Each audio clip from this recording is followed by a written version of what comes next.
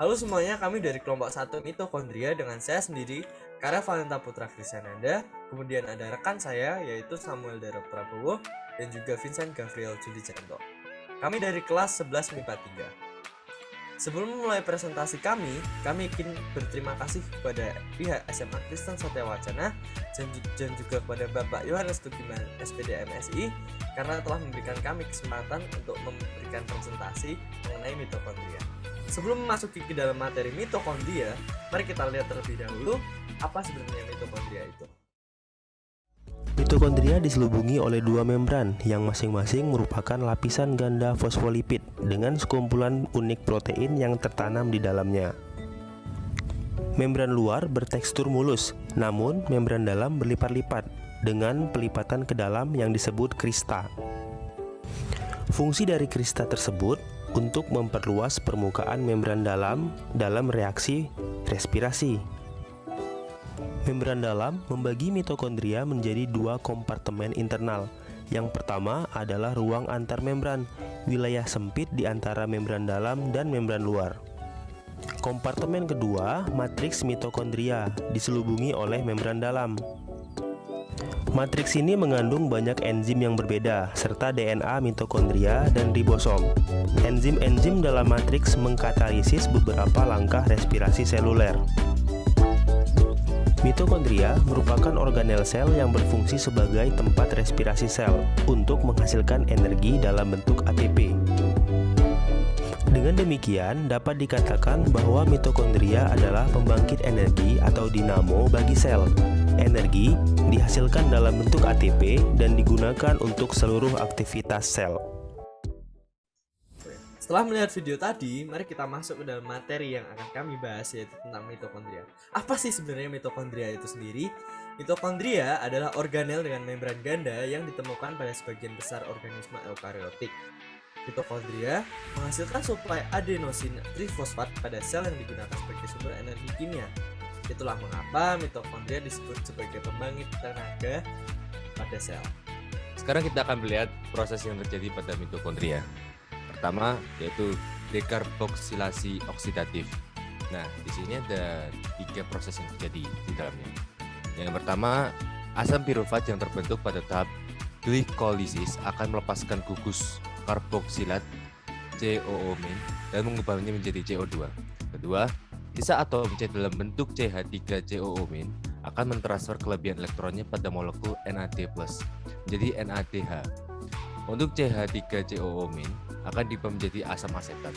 Dan yang ketiga, asam asetat akan berikatan dengan koenzim A membentuk asetil koenzim A atau asetil KOA. Untuk siklus yang kedua yaitu siklus Krebs dengan proses yang terjadi sebagai berikut.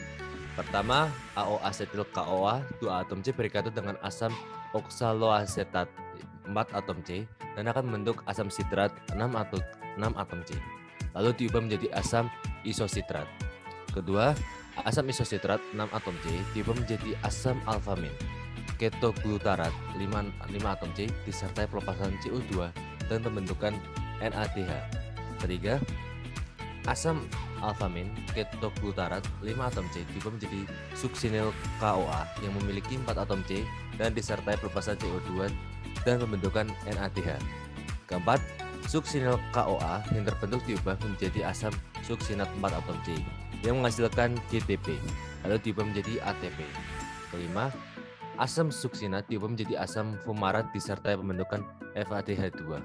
Keenam, asam fumarat terbentuk diberi tambahan air agar berubah menjadi asam malat 4 atom C. Ketujuh, asam malat diubah menjadi asam oksaloasetat disertai dengan pembentukan NADH. Proses yang terjadi pada mitokondria selanjutnya berkaitan dengan respirasi aerobik tersebut adalah transport elektron. Tahapan ini berlangsung di dalam krista, yaitu membran dalam mitokondria. Reaksi yang berlangsung di dalam transport elektron adalah reaksi reduksi dan oksidasi antara senyawa NADH dan FADH2. Proses yang berlangsung sebagai berikut.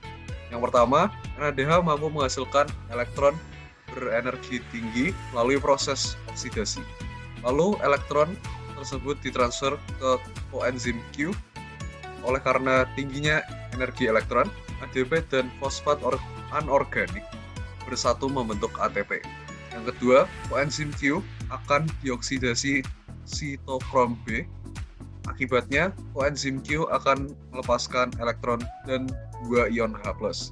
Yang ketiga, sitokrom B akan dioksidasi oleh sitokrom C, sehingga dihasilkan energi cukup tinggi. Akibatnya, ADP dan fosfat anorganik akan bersatu membentuk ATP. Yang keempat, selanjutnya, sitokrom C akan reduksi sitokrom A. Yang kelima, sitokrom A akan mengoksidasi sitokrom A3. Reaksi ini juga memicu bersatunya ADP dan fosfat anorganik membentuk ATP. Kemudian yang keenam, sitokrom A3 dioksidasi oleh sebuah atom oksigen. Hasil akhir dari reaksi ini adalah terbentuknya molekul H2O. Kemudian kita akan mencari tahu apa fungsi mitokondria tersebut. Fungsi mitokondria bagi sel manusia, yang pertama menghasilkan energi yang dibutuhkan tubuh. Organel ini mampu mengubah energi kimia dari makanan menjadi bentuk energi lain sehingga mudah digunakan oleh sel. Yang kedua, mengatur kematian sel. Mitokondria akan mengatur kematian sel dengan menghasilkan sitokrom C. Zat tersebut kemudian akan mengaktifkan caspase, yaitu enzim yang berperan untuk menghancurkan sel dalam proses apoptosis. Kemudian yang ketiga, menyimpan mineral kalsium. Mitokondria nantinya akan membantu menyerap ion kalsium dan menyimpannya sampai mineral tersebut dibutuhkan dalam proses selular. Kemudian, fungsi mitokondria pada sel tumbuhan, yang pertama menghasilkan energi. Mitokondria berperan sebagai tempat menghasilkan energi pada tumbuhan. Sel ini nantinya akan menghasilkan ATP. Yang kedua, tempat respirasi sel. Hal ini merupakan proses kimiawi untuk melepaskan energi yang dimiliki. Untuk yang ketiga, detoksifikasi amonia. Fungsi mitokondria bagi tumbuhan lainnya yaitu untuk membantu detoksifikasi amonia. Fungsi ini ditunjang oleh enzim yang ada dalam mitokondria. Untuk menunjang prestasi kelompok kami, moto dari kelompok kami sendiri adalah hari ini berjuang, esok raih kemenangan. Sekian presentasi dari kami, kelompok 1 mitokondria. Terima kasih atas perhatiannya.